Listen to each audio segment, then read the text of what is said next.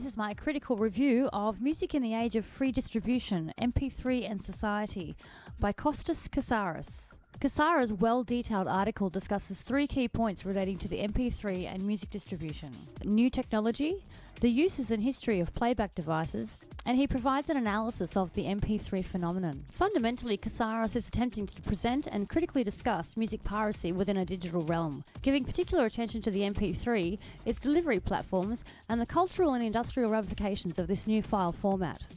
Kasaras begins by explaining what an MP3 is, and describes analog versus digital, analog being tapes, records, and piano rolls, and digital being an algorithm-based binary code which is converted to sound wave, a WAV file. The MP3 is a compressed, truncated version of the waveform, and this does produce a different sound quality, not usually audible by the layman ear. Here I have an example of a WAV form versus an MP3. It actually truncates it. It's less audio information. So you can see here, there is a distinct difference between the WAV and the MP3 in the frequency spectrum. Kasaras describes an MP3 as a satisfactory reproduction of a WAV file. The developers did find that if they converted it at 1:22 ratio, sound quality was lost, so they recommended a 1:10 ratio. Knowing that the human ear cannot hear all frequencies, the inventors of the MP3 created it to enable smaller file sizes by eliminating inaudible frequencies, another cost saver. Interestingly and culturally, Kasaras states that the arrival of the digital revolution not only brought in change to distribution and consumption methods, but brought rise to cultural changes in the perception of art itself.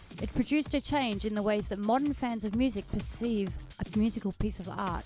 Audiences and .com startups embraced this new file type, as it was inexpensive to store, transfer and convert, and could be shared easily. They took advantage of and catalyzed the invention of MP3 music file sharing sites like Napster and MP3.com. Napster was originally created by university student Sean Fanning in 1999 and was designed to be an open source style peer-to-peer file sharing system. Supporting his claim that there was a cultural shift in the perception of music as art, Kasaras quotes Bob Wakelin. Napster had unleashed the music nerd in a supposed 65 million users, with an incredible 30,000 new users signing on every day.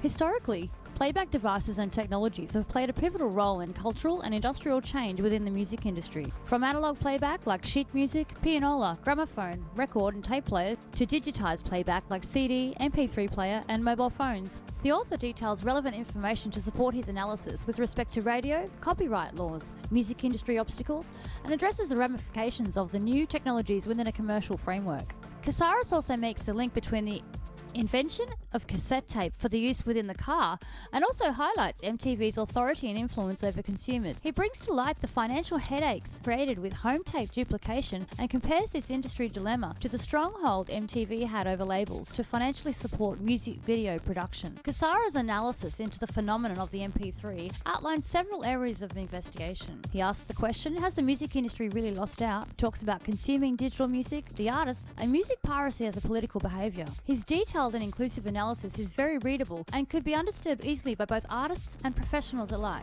Both his subjective and objective arguments well supported in text and in his referencing, and his analysis follows the MP3 in a concise and deliberate manner. His conclusion supports this as the author reaffirms his intention and research framework. He also highlights the possible advantages of further research in this area to help better understand future technology's effect on culture and society. This also brings to light the effects that major players like MTV and Facebook can have.